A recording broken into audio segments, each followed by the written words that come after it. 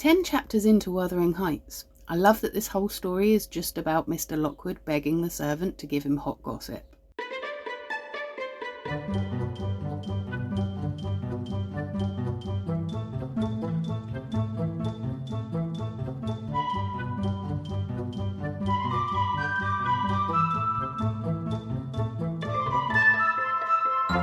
Hello, and thank you for tuning in. You're listening to Travel Tales from Beyond the Brochure, a podcast looking at unfamiliar places across the world and aspects of travelling you may never have thought of. I'm your host, the Barefoot Backpacker, a middle-aged Denby with a passion for offbeat travel, history, culture and the whys behind travel itself.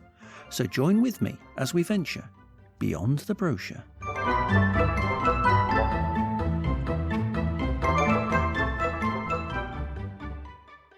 Hello!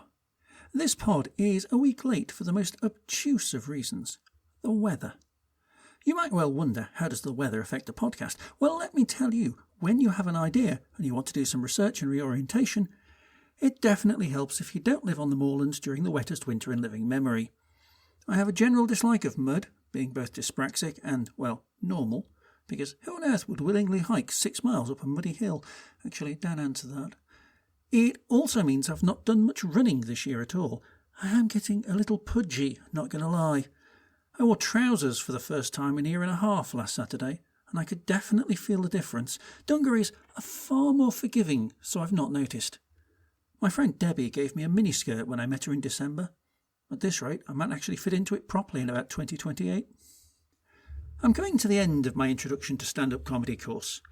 At the time of podding, I'm a couple of days away from both my last lesson and the culmination of the course, where all 12 of us perform on stage in front of a live studio audience. That the audience will be mostly made up of friends and family of the performers is neither here nor there. It's still going to be mostly people each of us individually won't know. I don't know how I feel about this. Actually, that's not true. My one and overriding thought is, crap, can I be funny? 2 weeks ago, I was in Leeds at the Hyde Park Book Club, a small venue in Headingley that's very indie and very queer. I was there to perform at another session of the Queer Diary event. If you recall, I've done that twice in Manchester, once reading my teenage diaries and once reading my teenage pen pal letters. This time I chose to return to the diaries, but I think in hindsight that was the wrong decision. I realised when I was making notes that there was an awful lot I didn't say in my diaries that I was much more open about in my letters. And if we're looking for primordial examples of why I am who I am, my letters are much more candid. Speaking to friends recently, this is apparently expected, since we as individuals like to get validation and feedback, and in our personal diaries we have total control, so we tend to gatekeep ourselves, so we choose not to admit our darkest secrets. Which is odd, given it's a personal diary that no one will read, but also quite interesting from a personal psychological perspective. Anyway, the event is run by a lady called Beth, whose online identity is Hasbian, a slang term, slightly derogatory, for someone who claims to be lesbian but whose activity suggests otherwise.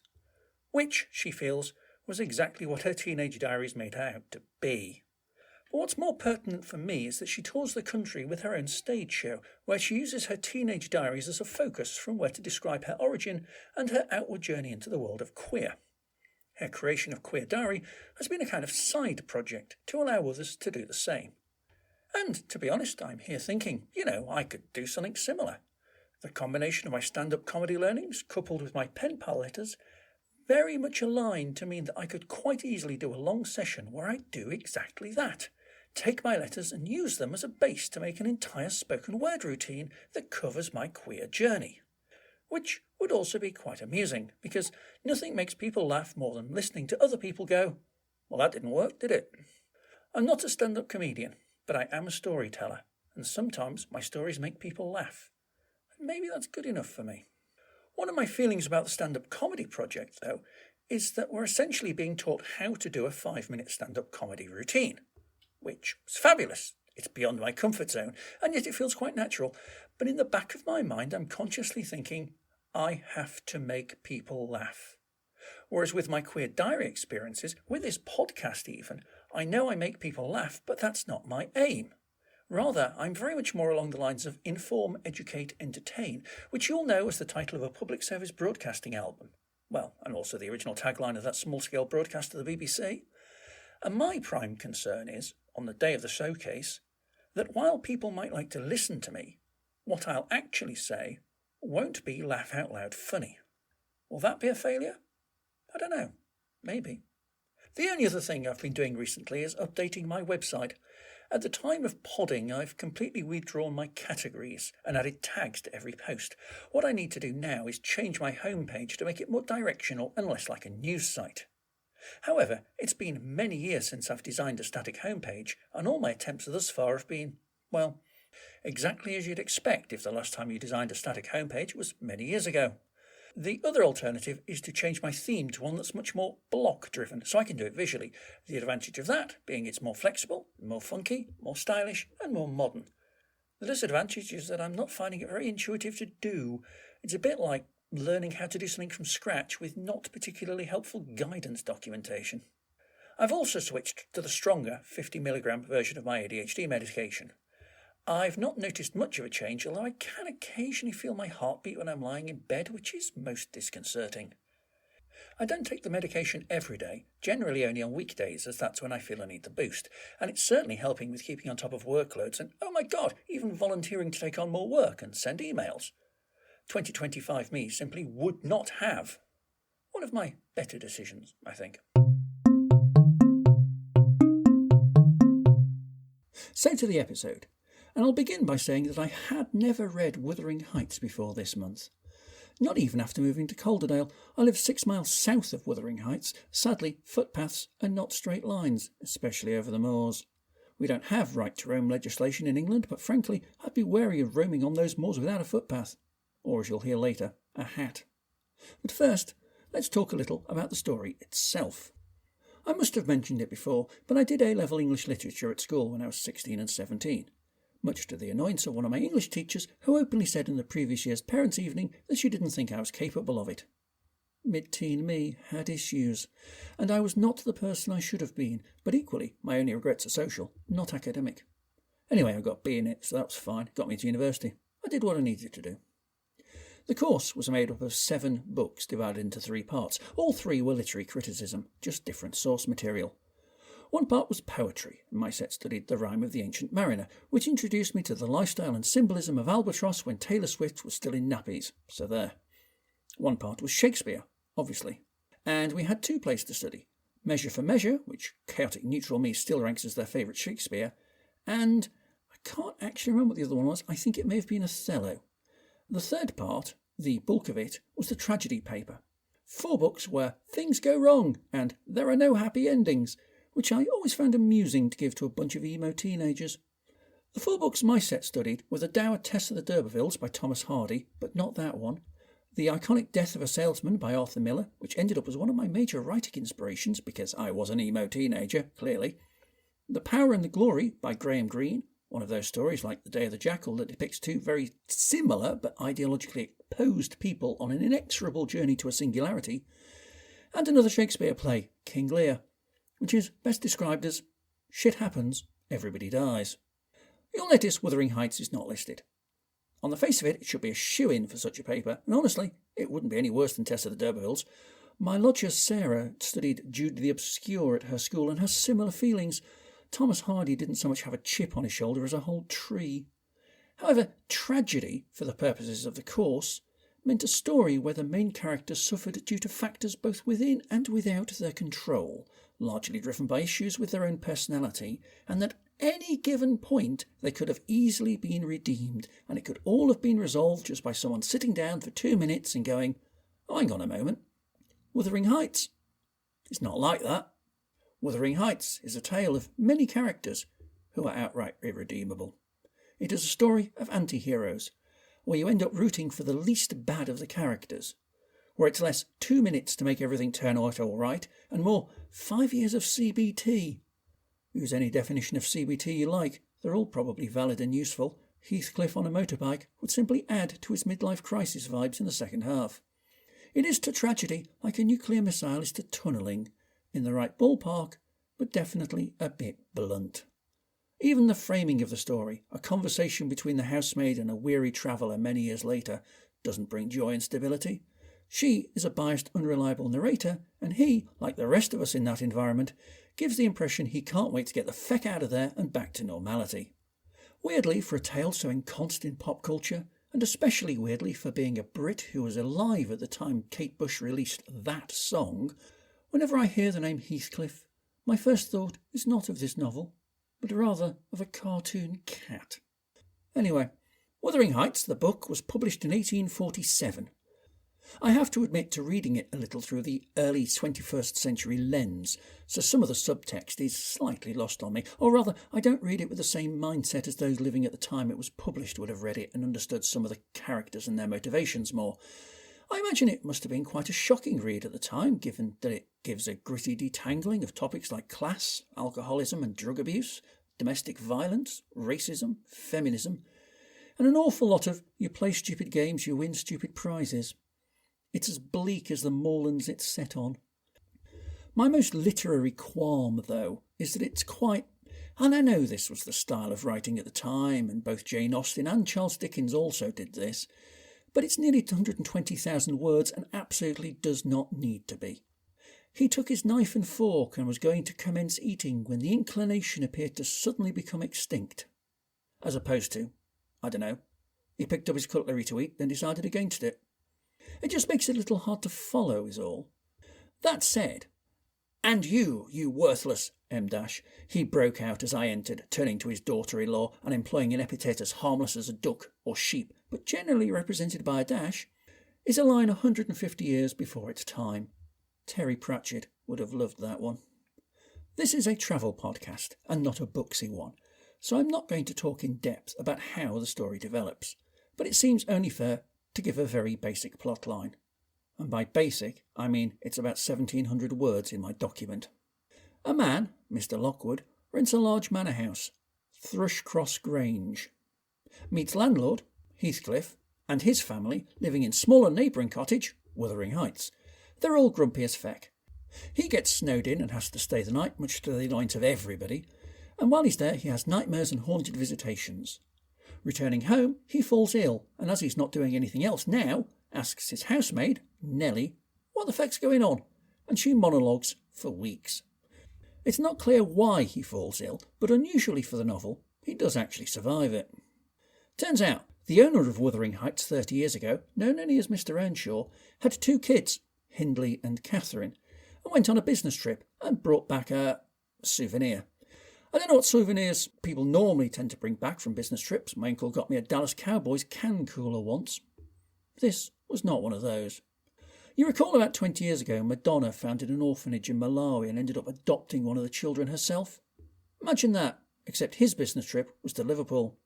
He returned with a boy of unknown age, parentage and origin, save only that he was maybe about the same age as his daughter Catherine at the time, about 6, and had dark skin. As you do.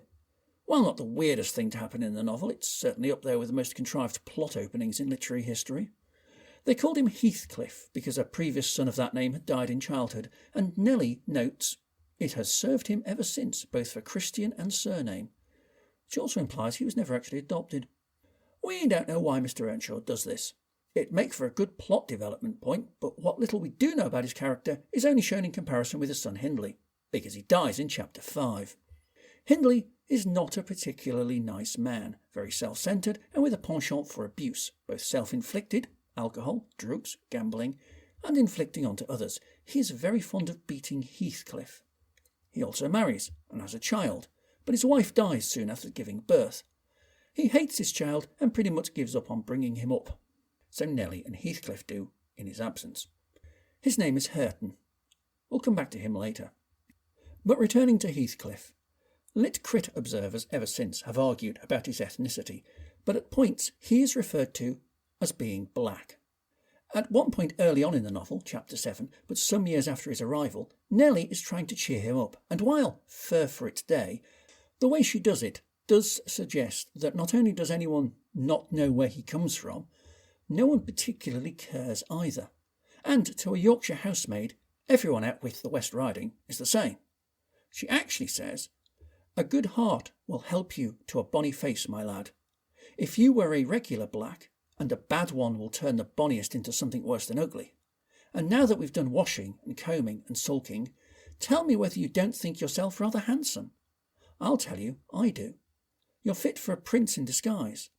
Who knows but your father was Emperor of China and your mother an Indian queen, each of them able to buy up, with 1 week's income, Wuthering Heights and Thrushcross Grange together. And you were kidnapped by wicked sailors and brought to England. Were I in your place, I would frame high notions of my birth, and the thoughts of what I was should give me courage and dignity to support the oppressions of a little farmer. Spoiler alert, he does. Weirdly, though, the impression I get from reading the novel is that people don't hate Heathcliff because he's black. They hate him because they hate everyone, and they're just arseholes. Catherine, meanwhile, the pop culture heroine of the novel, her early years she spends mostly with Heathcliff and getting into trouble because she resents Hindley, but she's quite a bit of a brat with it, almost looking forward to the punishments. Then, in their teens, they both run off through the moors and end up at Thrushcross Grange, the home of the well-to-do Linton family, where Catherine falls ill. Partly because she lost her shoes in a bog, and it being 5 weeks before Christmas means the weather would have been exactly as you'd expect, which is not conducive to running barefoot over the moors, and partly because she got bit by one of the Lintons' dogs. Heathcliff does not stay, so they're apart for a while. She returns to Wuthering Heights just before Christmas as a changed woman, by which I mean she's still a brat, but now less of a childlike one and more of a teen high school bully. She's also fallen in love with Edgar Linton, the elder of the Lintons' children, although possibly only for personal gain. This does not end well. Edgar and Heathcliff do not like each other. Catherine tends to play them off against each other. After thinking she doesn't love him, Heathcliff disappears. She marries Edgar, whose parents by this point have both died of fever, possibly brought on by the weather. There's a theme here. And all is well, until Heathcliff returns 3 years later, a very changed man, with more confidence and more money. It's not clear where he's been, though Nellie suspects the army. He and Catherine click again. Edgar is not impressed, giving an "it's him or me" type speech, to which Catherine responds by storming off to her room and not eating for 3 days. Anyway, turns out she's pregnant. Meanwhile, Edgar's sister Isabella is strangely taken with Heathcliff. Catherine is unimpressed but ultimately fails to discourage her. This suits Heathcliff, who appears to be a man on a mission, that mission to pretty much destroy everyone who'd wronged him as a child. He charms his way back into Hindley's life and uses the latter's gambling addiction to take control of Wuthering Heights. He then elopes with and marries Isabella, using her as nothing more of a tool for his own personal gain, in this case to both get back at Edgar and to gain control of Thrushcross Grange. He's as abusive to her as Hindley and Edgar were to him. Isabella flees to London and gives birth to a child called Linton. Yes, I know. But he's known as Linton Heathcliff, not Linton Linton, despite Heathcliff not officially having a surname, and even if it was, it'd be Earnshaw. Or possibly Heathcliff. Heathcliff. No one should. Terrify the neighbourhood. Sadly, he is. But anyway, we'll come back to him later too. Catherine becomes progressively more unstable and eventually dies 2 hours after giving birth to a daughter. Catherine. Usually known as Cathy, helpfully.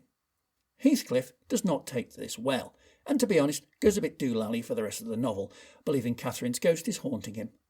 Most adaptations of the novel stop kind of around here, mainly because the first half is considerably more interesting from a storytelling perspective. The remainder of the novel is mostly a copy of the first, just the names have been retained to protect the legacy, and with more added legal nuance. Catherine's death is closely followed by Hindley's, when his love for the demon drink finally overcomes him. For reasons too complicated to explain, I am not a lawyer, his death means that although Hareton, remember him, is the heir to Wuthering Heights, he's deemed uneducated and simple. No one has ever thought to teach him to read and write, and by no one I mean Heathcliff, because everybody else is too busy dying of exposure, and Heathcliff legally takes possession of it. Cathy is the sole heir to Thrushcross Grange, and for reasons even more complicated to explain, the only way that Heathcliff can get ownership of that is to play the long game and try and marry her off to his son Linton, so that when Edgar dies, he can wrest control from his son and daughter-in-law.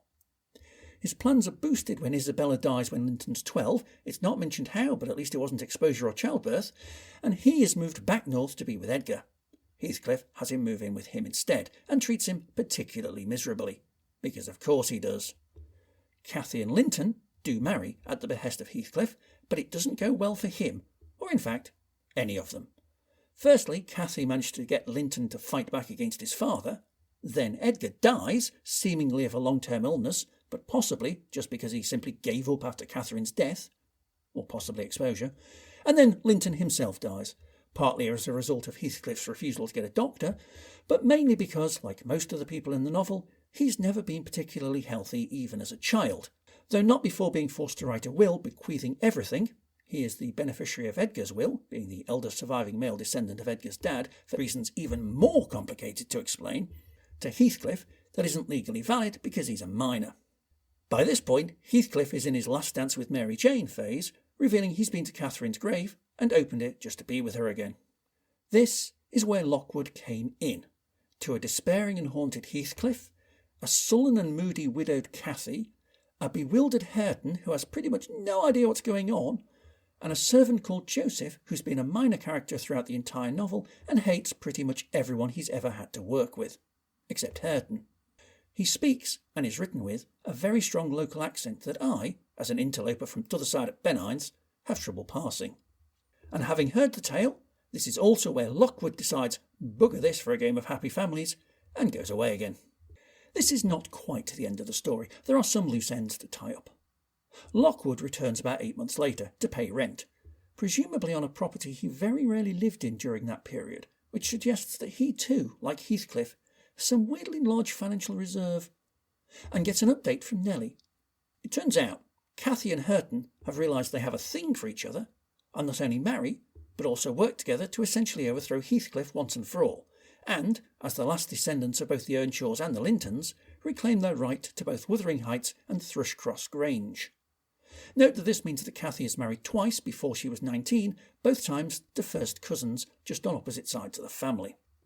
At only 38 years old, but having lived several lifetimes, Heathcliff locks himself in Catherine's old room and dies, presumably having simply given up.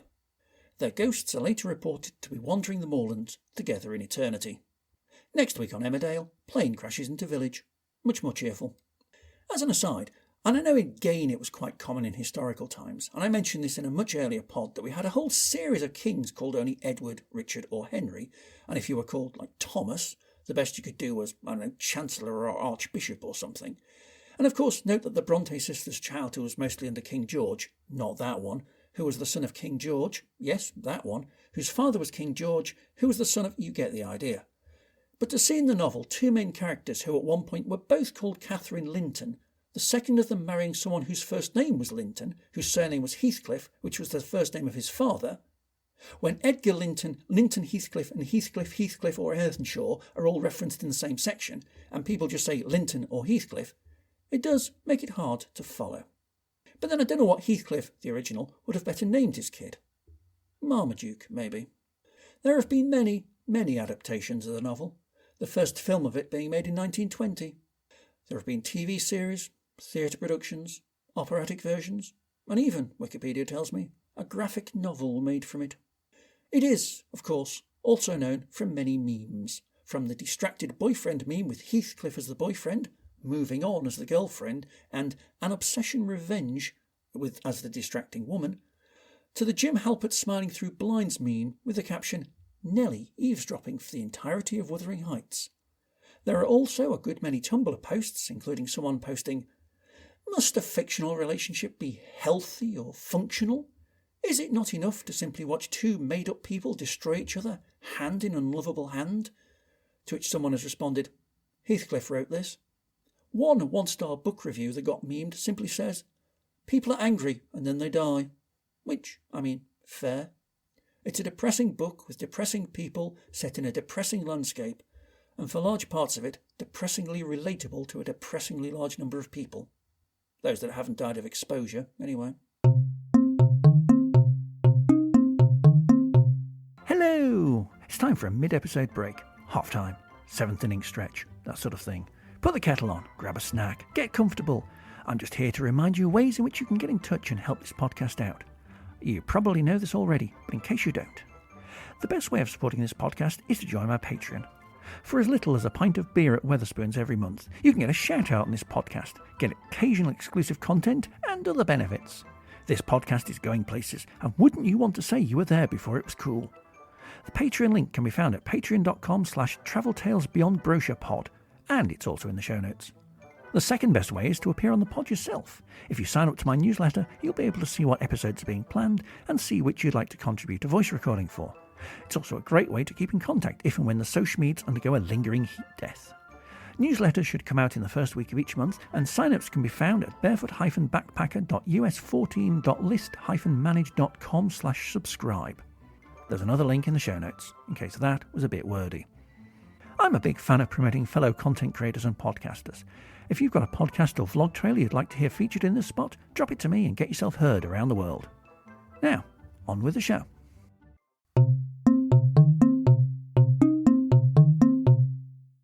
In researching this podcast episode, I finally looked at what wuthering meant. It was one of those words I just accepted as being valid and never really thought about, but I realised I never actually knew. Turns out it refers to the sound of the wind rushing over the moors, and especially through trees. Slight snag with the latter. More specific definition: there are no trees on moors. There's barely any shrubs. I always knew this, but I really noticed it late last year when I was doing some exploratory hiking on Whalley Moor in the grey autumn, the opposite side of the Haworth-Hebden Road from Haworth Moor, when I saw the flash in my peripheral vision and realised I was the tallest thing around. Being hit by lightning was not on my 2025 to-do list, and I made sure it stayed that way. I will concede, though, the wind whips across the moors with quite some vigour. I always think of those memes about running across the moorlands barefoot in a nightdress to channel your inner Catherine Earnshaw, and I'm thinking, you know exposure is a thing, right? And remember, while Catherine, the first one, died from post-childbirth complications, her base health had been somewhat compromised by her moorland adventures and her associated state of mind. I wear boots and a coat for my hikes on moors, because I'm not insane. I can also say that at the time of podding, we've had about 3 days this year where it hasn't rained, snowed, or been residually icy. Given how exposed they are, they certainly get and retain the worst of the weather. Even on a bright and sunny day a couple of weekends ago, when I took the train from Leeds to Manchester that passed by Saddleworth Moor, the ridge tops had a thin but definite snow-white lather on them. They looked quite pretty, glinting in the sunshine. They also looked quite cold. Even in summer, they're not necessarily welcoming. When I hiked across Great Britain in early summer 2019, the 4 days at the start of the Pennine Way, June, lest it not to be forgotten, were the most dour and miserable of the entire 58 days. On the moor just south of Todmorden there's a tower, Stoodley Pike, that's 37 metres tall. We could barely see it until we were pretty much next to it, and even when we climbed it we couldn't see the ground from the window openings. The walk over Black Hill was miserable, damp and bleak, with visibility measurable in yards rather than kilometres. The rain just seeped in everywhere, and I was slightly worried about hypothermia. In June. I'd love to say that was a one-off, or, given my lightning experience last year, a two-off.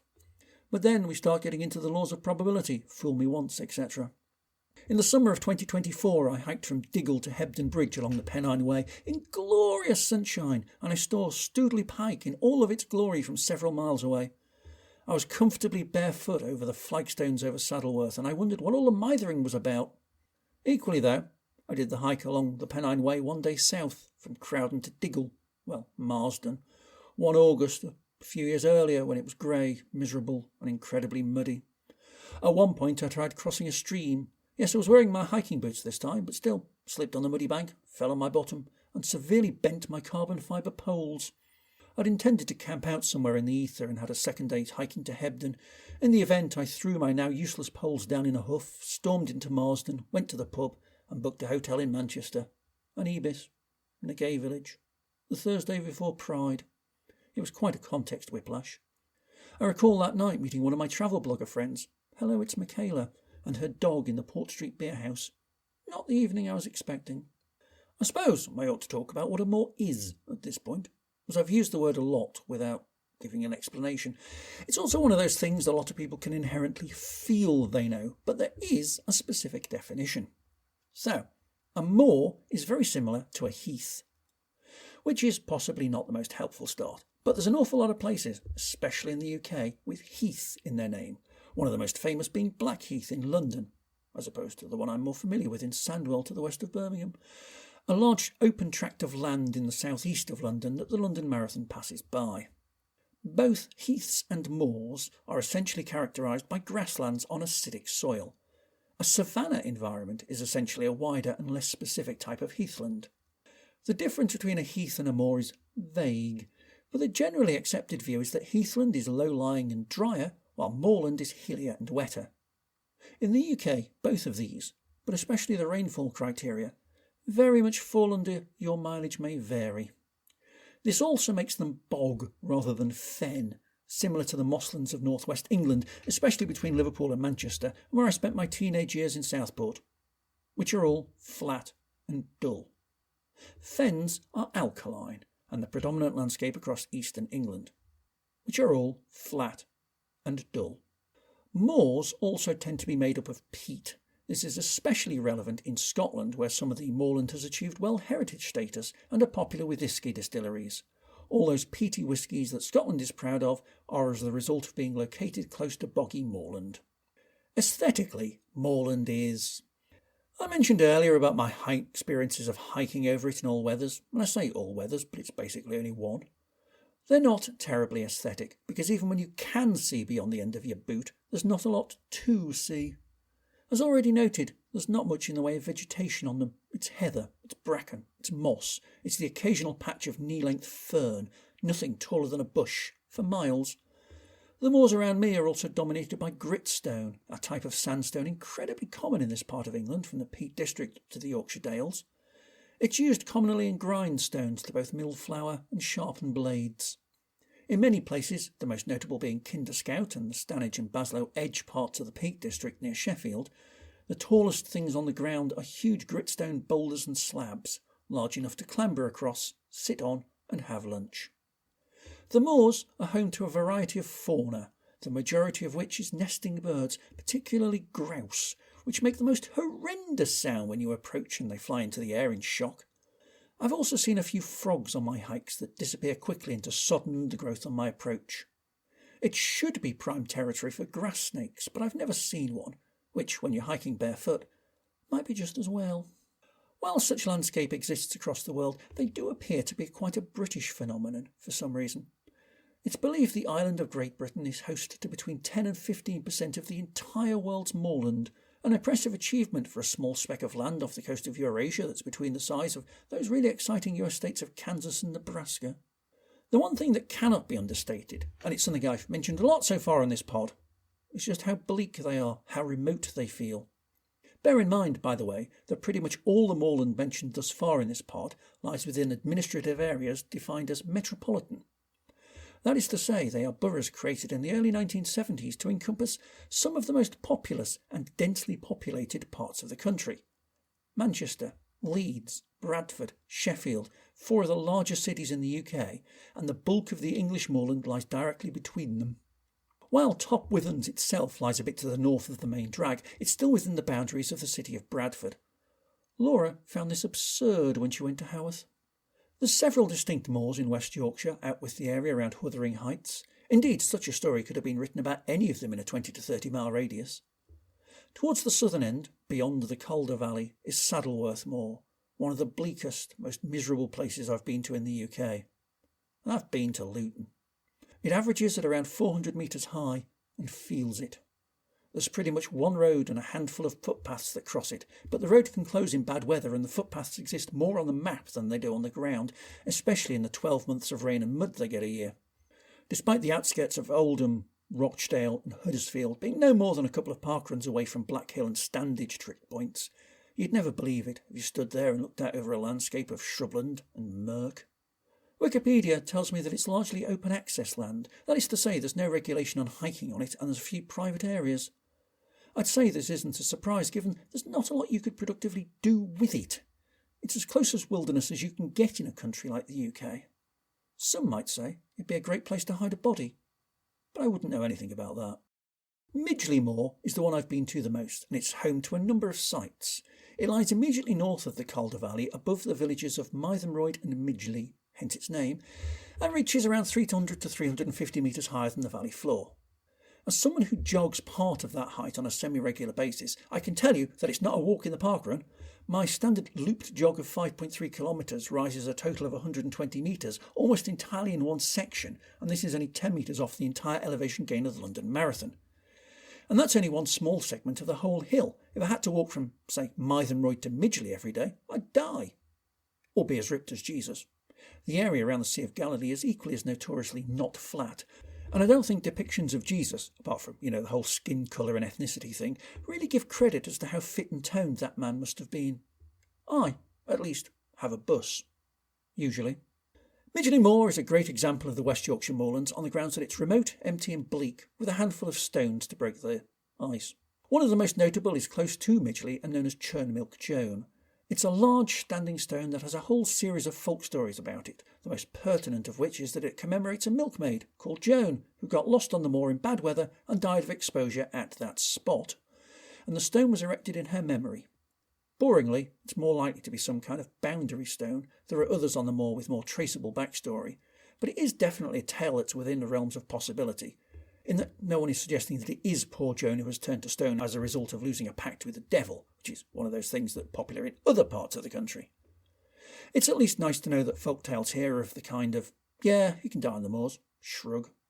Continuing that theme, at the north end of the West Yorkshire moorland, the other side of the town of Keighley, is Ilkley Moor.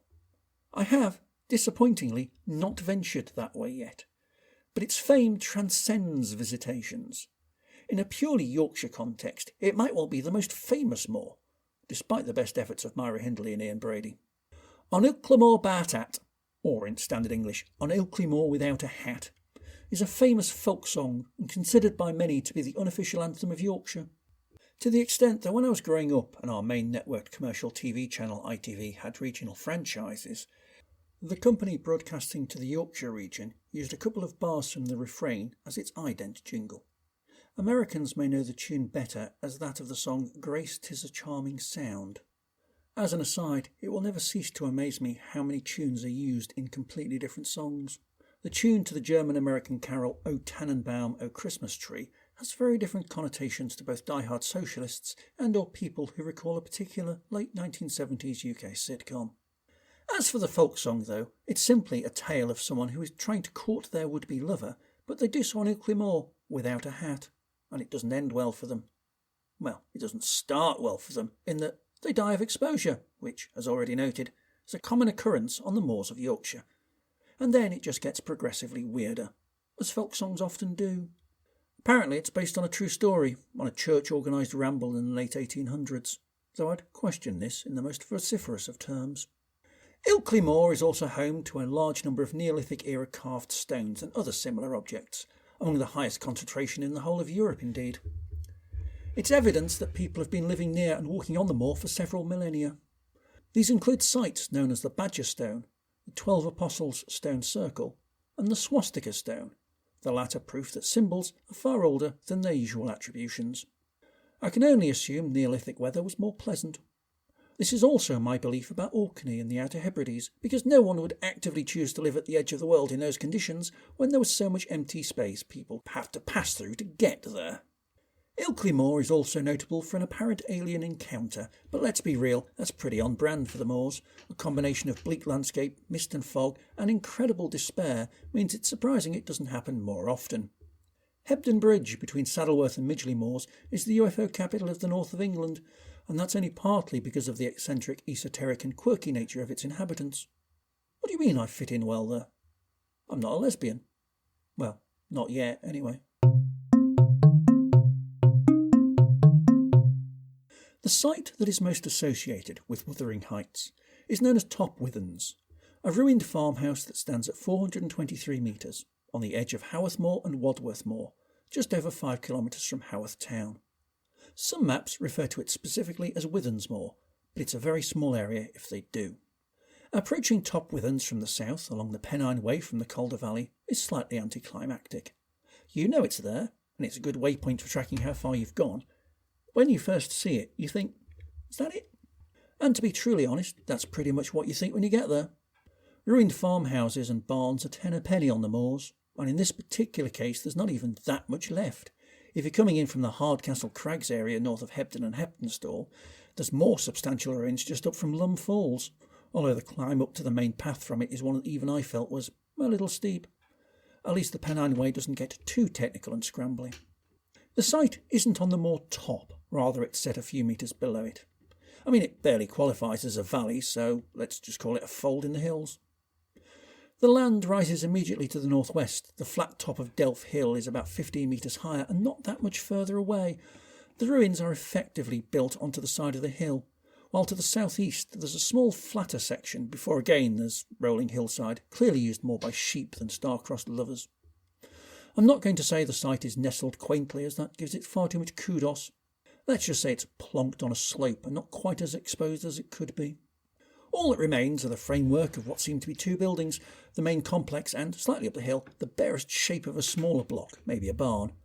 You can cross the threshold and look inside, but they're nothing more than overgrown stone boxes, high walls, no ceilings, not much in the way of detail. As you approach, the main building looks like it's a small place with maybe 2 rooms. As you get closer, you can see it does go back a bit, and from the north side you can see what amounts to a lean-to. They'd probably be good places to wild camp if you're hiking the length of the footpath, in that they'd keep you slightly out of sight and certainly act as a buffer to the wind. But with a marked footpath to Haworth and the cultural popularity of the site, there's a fair chance that even at 6 a.m. you might be mithered by hikers, tourists, dog walkers and other miscreants. It's also not even Wuthering Heights. That is to say, while the ruins of Top Withens have seeped into hiking folklore as being the inspiration for the novel, and while Emily Bronte herself would have very likely have known of these buildings, at least as outlying farm buildings and possibly even residential ones, and while the location of Top Withens likely matches some of the scenery painting she does in the novel, the chances of Top Withens itself being Wuthering Heights, or at least the direct inspiration thereof, is quite low. Indeed, there's a plaque on the wall that reads, "This farmhouse has been associated with Wuthering Heights, the Earnshaw home in Emily Bronte's novel." The buildings, even when complete, bore no resemblance to the house she described, but the situation may have been in her mind when she wrote of the moorland setting of the Heights.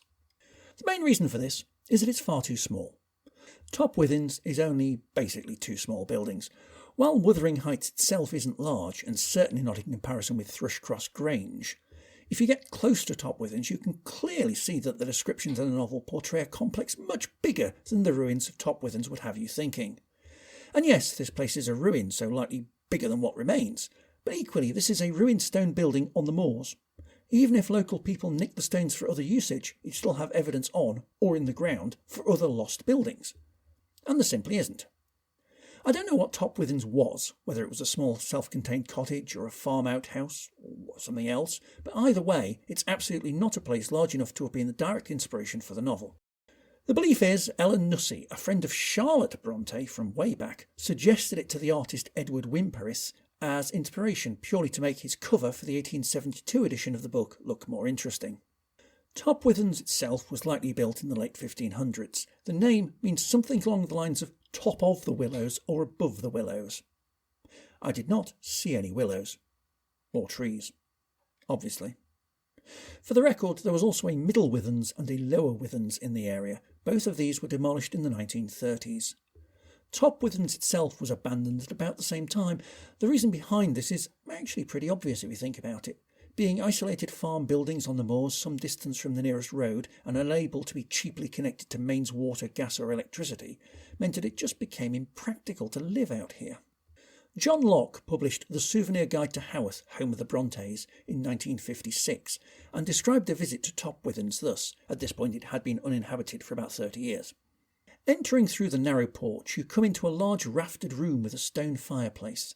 A second, smaller room lies through the door opposite, containing also a stone fireplace, and from the window of which there is a fine view over the moors towards Haworth. Through a door on your left you pass into a narrow vaulted cellar. On entering this, there is an opening on your left, a small compartment with a square shaft in the roof. Putting one's head through this, one finds oneself looking through the floor of a large barn, which was formerly the peat house. Not exactly screaming big house, is it? I mean, for sure the Brontes would have known about it and probably walked past it on regular occasions, but if she was going to turn it into the base setting for a novel, there were bigger and more grandiose buildings close by she could have used as a model, even. So where was Wuthering Heights, if indeed it existed at all? The main suggestion is Pondon Hall, not far to the north. Both Top Withens and Pondon Hall stand on the Pennine Way, the UK's most famous and treacherous long-distance footpath that refuses to acknowledge a straight line, and one which never passes a hill it can't reach the top of. When I walked along this stretch on my hike across Great Britain in 2019, the best I can say for the conditions on it was that it had briefly stopped raining for a few hours. June. Lest it not be forgotten. June. But while Top Withens is very much on the moors, Pondon Hall is on a small country lane just above a reservoir and close to the only road heading west out of Haworth towards Colne in Lancashire. That said, the reservoir didn't open until 1876, so would not have been a concern for the Earnshaws or the Lintons. Or the Brontes. Interestingly, the Wuthering Heights law is that if Top Withens were Wuthering Heights itself, Pondon Hall was Thrushcross Grange. However, Pondon Hall has far more going for it as the novel centre. For one thing, it's the right size and the setting for the depiction of the novel. It's nowhere near as large as Thrushcross Grange was described as being, and the latter is specifically noted as being located in a park. Pondon Hall is not. The nearest it got was, in the Bronte area, being approached by a tree-lined drive. This seemed to have faced east and been removed when the reservoir was created. The flooding this caused took away a lot of the grounds of the hall, including the old mill attached to it, and makes the whole thing seem smaller than it was, but it was never a huge manor like Thrushcross Grange. It is known that the Brontes visited Pondon Hall on a semi-regular basis, and that Emily used the library quite often. It included an original Shakespeare First Folio, and was unsurprisingly therefore suggested to be the finest library in the West Riding, an area covering most of what is now West Yorkshire, South Yorkshire, North Yorkshire as far as Ripon and Settle, and parts of North East Lancashire, so it would have been fully comfortable using it as an inspiration for something in her novel. Interestingly, her sister Anne is believed to have also taken inspiration from Pondon Hall, using it as the base for her novel The Tenant of Wildfell Hall. The owners of Pondon Hall in their times were the Heaton family, one of the more notable families in the area, who often served as the local magistrates and wardens of Haworth Church. Furthermore, a chap called William Davis, who I can find no other reference of, published an account of a visit to Haworth in 1858. He published it in 1896, which I mention to ease the angst of travel bloggers, writers and podcasters everywhere who were worried about being too late to post accounts of trips. He met Patrick Bronte, who William described as, quote, a dignified gentleman of the old school, unquote. Assuming it's the same Patrick Bronte, he was an Irish clergyman by that time in his early 80s who just happened to be the father of the Bronte sisters. And he took him on a little tour of the area, which I guess is what travel bloggers like to do. Anyway, he wrote, on leaving the house, we were taken across the moors to visit a waterfall which was a favourite haunt of the sisters. We then went on to an old manorial farm called Heatons of Pondon, which we were told was the original model of Wuthering Heights, which indeed corresponded in some measure to the description given in Emily Bronte's romance. But of course, we don't trust travel bloggers. As an aside, the waterfall he mentioned might well be what's now known as the Bronte Waterfalls on the footpath linking Haworth and Top Withens, which, as waterfalls go, it's not terribly spectacular. Indeed, it's not so much an actual waterfall as more a gentle series of rapids, a cascade of a downward-flowing stream over big pebbles. If it's what you've got, it's a nice place to wander and sit and listen to nature. Again, though, the ones at Lum Falls are better and bigger. Pondon Hall itself was built in the mid-1600s, expanding on a site that had been inhabited for 100 years by that point, making the two sites about the same age. A separate peat loft was constructed in 1680. This was a two-storey building designed to dry peat on the upper floor by using the lower floor as a cowshed and allowing the cow's natural body heat to rise. These days we'd probably just stick in a computer room. The hall was refurbished and modernised in 1801. Curiously, the year the framing storyline of Mr. Lockwood is set, when the peat loft was connected to the main hall and converted into a living area with a courtyard and the library. Due to the expansion and additions to the hall over the years, it's a little unclear as to what still survives. Certainly the peat loft does, but the farmstead over the road was demolished in the 1950s, and there's apparently little remaining of the original hall itself, though it's on private property and behind the peat loft, so it's a little hard to judge. What remains is a Grade 2 star listed building, though. The peat loft is, now, a lovely stone cottage, quite long, giving the impression of a small row of old terraced houses, hidden slightly from the road by an array of trees. It's predominantly grey, but that cute English village grey, not Salford concrete grey, with small rectangular windows and a portico door. It's not a very big driveway anymore, but you could easily fit 2 cars in it end to end. It'd be a great place for a weary traveller from London to reach, settle in, sleep, and listen to tales of history over breakfast. And indeed, until recently, you could. It was operated as a B&B with rooms with names like the Earnshaw Room, But it closed and was sold off around 2020. Can't imagine why. Nothing happened in 2020 to this hospitality industry at all. And it's unclear what it's used for now, or even if it's just a normal family home. It does have a website, but it's currently very vague and is a framework with no actual links or details, but one that does suggest that events do occasionally happen. The other site, suggested as being an inspiration for Wuthering Heights itself, in look and style rather than location, is High Sunderland Hall, which is just north of Halifax. Or was. It was demolished in 1951, as it had fallen quite into disrepair. The site is now a small farm in the rolling hills, and there's seemingly nothing left of the original buildings. Originally it was another 16th century manor house, probably along the same size as Pondon Hall at its height, and it was noted for its elaborate wooden carvings. Indeed, many contemporary visitors describe them as grotesque. This matches some of the descriptions in the novel of the decor of Wuthering Heights itself. While this hall was some 12.5 kilometres south-southeast of Haworth, and that's in a straight line, and over the moors, as we know, there are no straight lines, it must be noted that Emily Bronte spent a few years as a schoolmistress in a village called Bank Top, only a few kilometres further to the south, and almost certainly would have passed by it regularly as she went to and from home. In addition, several of the Sunderland family who owned it moved to Haworth and were baptised by Patrick Bronte himself, so it's very likely she would have been quite familiar with both them and their home. The other thing to note is, and while this is almost certainly going to have been true of Pondon Hall, and indeed pretty much any significant manorial house at the time, High Sunderland Hall is specifically noted to have had ghosts. In particular, the severed hand of a woman. Not the woman, to be clear, just the hand, knocking at windows and trying to open doors. It is said the hand was cut off in a fit of jealousy by her husband. Not that jealousy is a theme in the novel, not at all.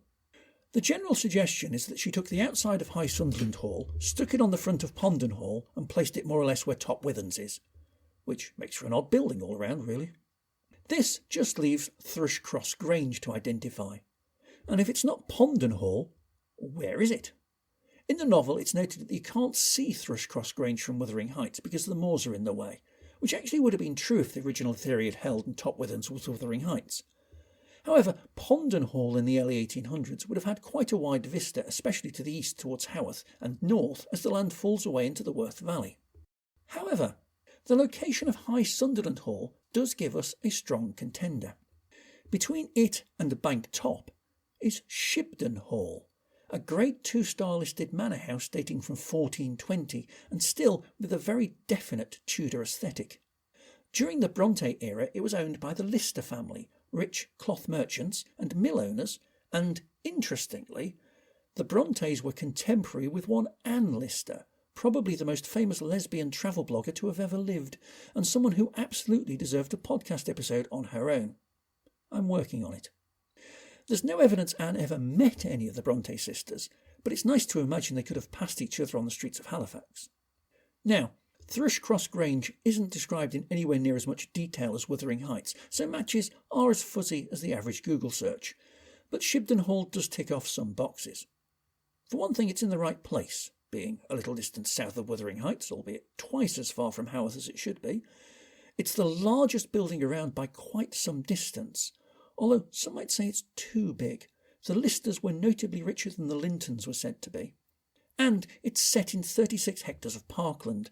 That's 36 times the size of Trafalgar Square, 3/4 the size of the Vatican City, or 60% of the size of the Pentagon.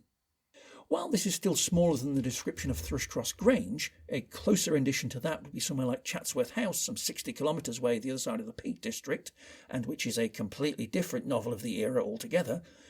Remember, Shibden is an inspiration and not an exact match. And also, if any novel can be defined as having an unreliable narrator, I'm sure I've already noted that Wuthering Heights is one of them.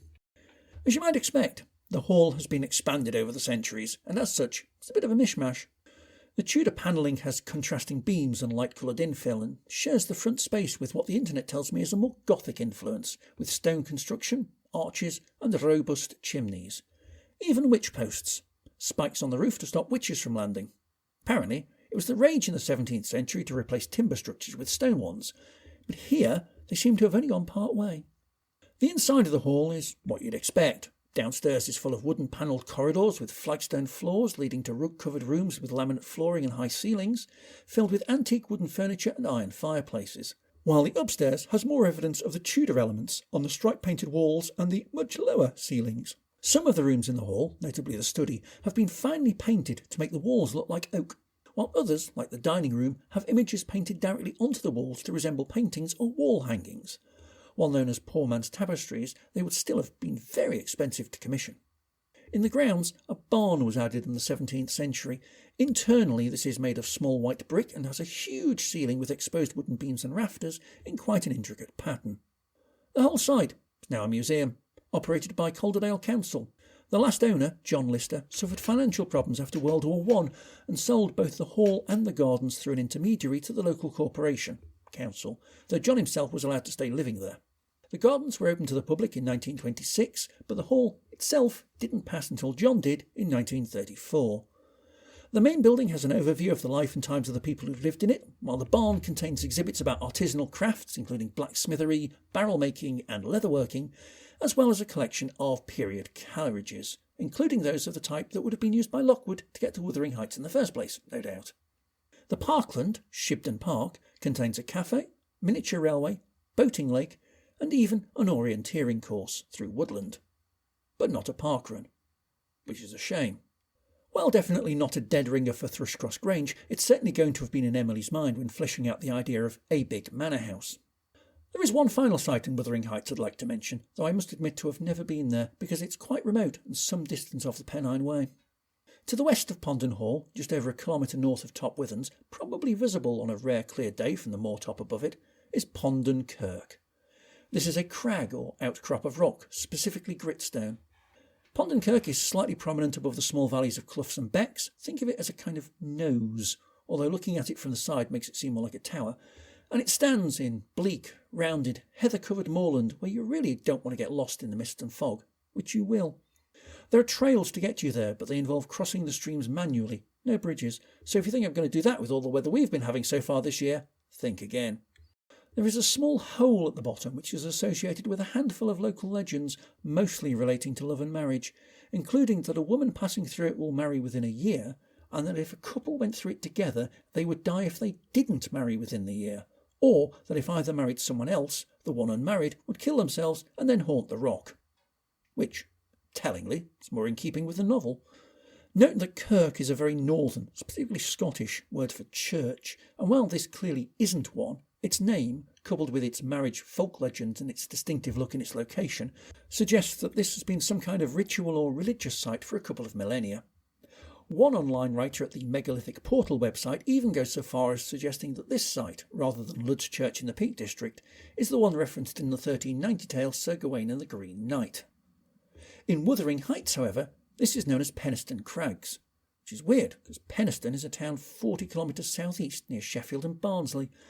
The name is believed to mean the farmstead at the hill, and the small hole underneath is called the Fairy Cave. This is where Hareton courted Cathy Mark II in the second half of the novel. A picture exists of graffiti carved into a nearby rock assigned to Catherine Earnshaw, though one might have more accurately expected it to say Catherine Linton.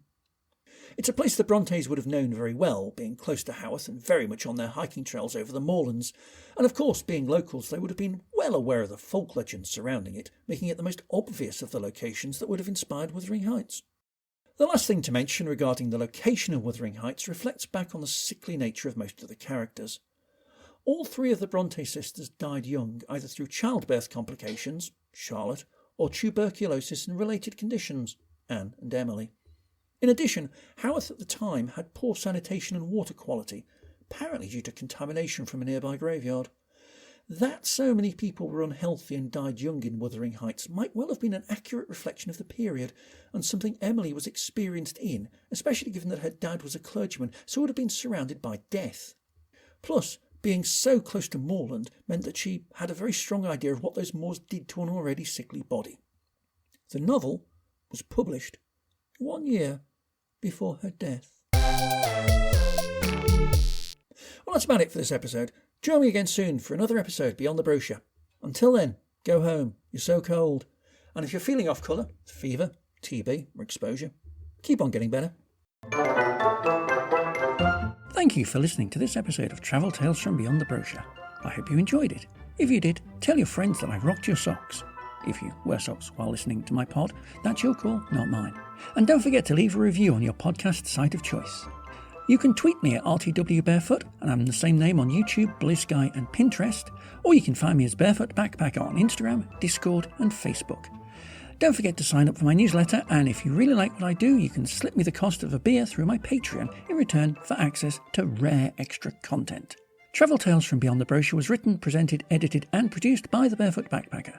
The theme music is Walking Barefoot on Grass Bonus by Kai Engel, which is available via the Free Music Archive and used under the Creative Commons Attribution 4.0 International License. Show notes are available on my website, barefoot-backpacker.com. Until next time, have safe journeys. Bye for now.